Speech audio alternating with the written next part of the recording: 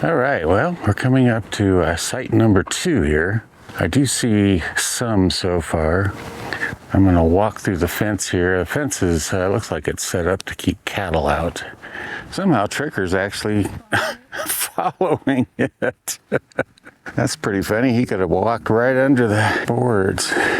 Strange dog this dog is, I have to tell you. So, huge area here.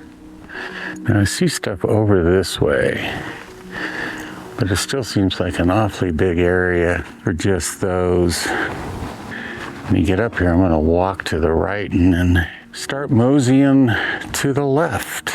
Well, I'm down all the way to the right side here, and I don't see anything. I thought maybe there might be some petroglyphs here, but there is that nice mud flow in the middle there, and the others over here. I also like this kind of rock right here. I just find them interesting. How do they form like that? Out of the smooth rock, and then you've got this jumbled area. All right, we found something. I think what's really interesting is so you have the pictograph there on the right, and then the natural markings to the left almost look like they would be something as well. Oh, that's pretty cool. It's E.T. with a snake over him. But look how thick and vibrant that is.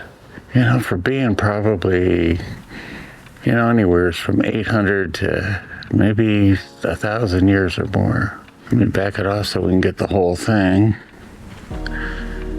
Yeah. He again has the closed feet. I'm gonna have to look. I just haven't ever noticed that before. Hands, 4 fingers, and a really interesting circle up there, right above the snake's head.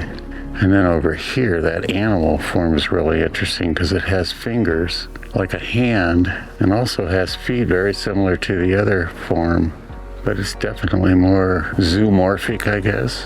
All right, let's walk down to the next ones. All right, so we're, you know, maybe about 20, 30 feet down from the last.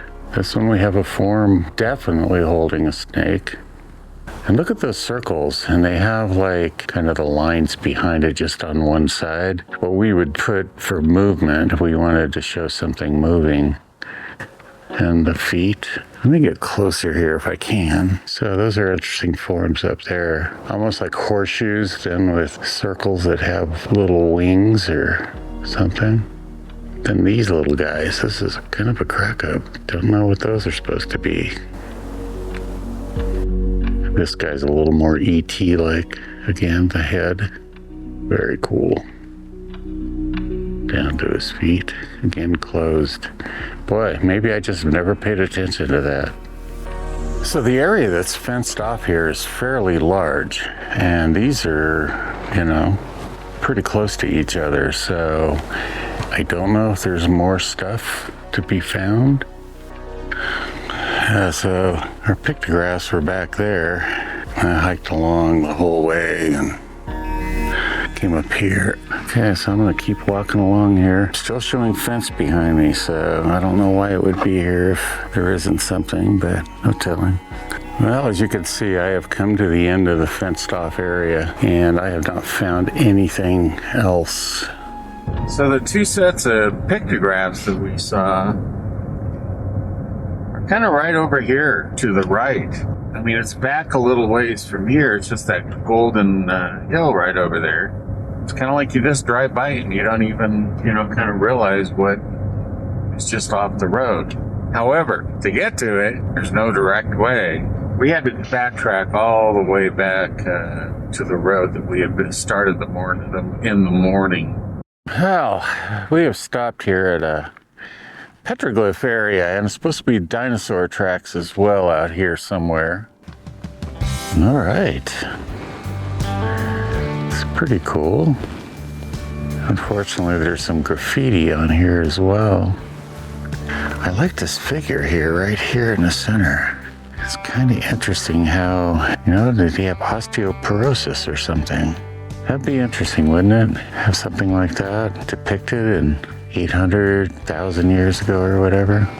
These look like snakes to me, and I know this particular area is the place where I've just seen tons and tons of snakes in pictographs and petroglyphs.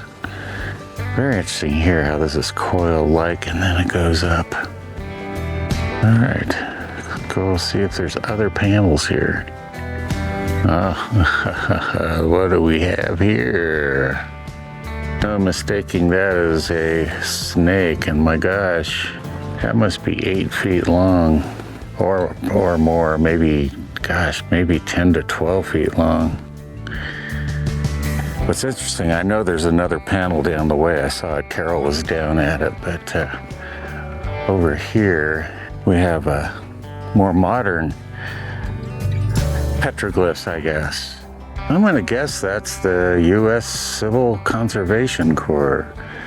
April 26, 1939.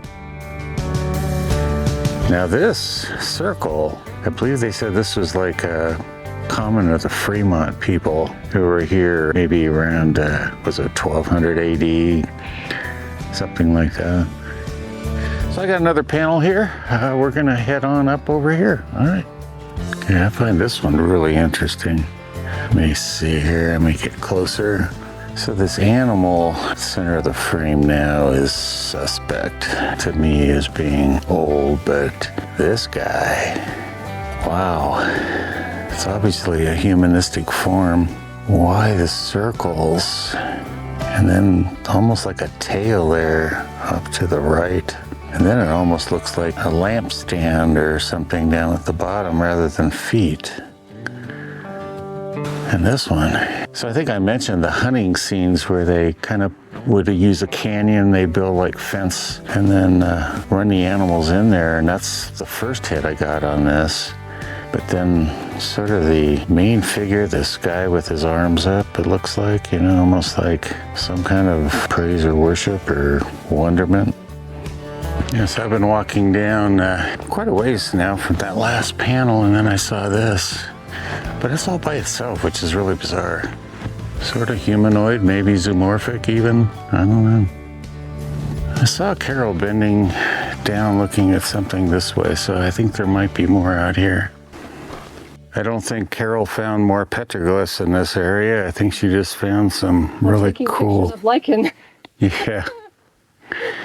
It's got it here and then back here. It's just amazing how it grows in these circles. But the texture on this too. Let me see if I can use the macro lens here. This might be one of the better shots because I can use the rock to stabilize it. But look at that, isn't that cool? Yeah, it's gorgeous up there, isn't it? Just so many beautiful rock formations and such around here. And look at all that rim rock that's fallen. But I walked way down here since that area, and I have not seen anything that comes close to being, you know, a man-made marking. Well, I had forgotten that we're supposed to be looking for dinosaur tracks out here. Okay, so this is the area that's supposed to have dinosaur footprints. But, you know, this earth here just doesn't even seem to be conducive to recording footprints. And I am now at the end here. Well, maybe I'll walk up here and see. So far, the most interesting thing I have found is this blue lichen. Looks like a figure, doesn't it? Like a little cartoon character, like a bear, you know. Well, the sun has actually come out, and I have not seen anything that looks like dinosaur tracks. Here comes Carol and Trigger. Maybe they'll be able to spot something here that looks like a dinosaur track. Well, I brought Trigger back to the truck while Carol continued to look for dinosaur footprints, and she was no more lucky than I was. We don't think. Oh well, we're onwards and upwards, I guess. Literally upwards. Well, we drove all the way to Castle Dell to go to the museum here to get some information on some of the area. And it closed at 2 and it's 2:37. Also, Carol looked up the dinosaur tracks. It's up on a big 40-foot rock slab. On like the side of it. So, anyway, I don't think we would have recognized them as dinosaur tracks. So we're going to get gas and we're going to drive out towards what was our destination in the morning. But this Castle Vale is actually, it's kind of a cute little town. All right. We'll see you on the road somewhere or at camp. Okay.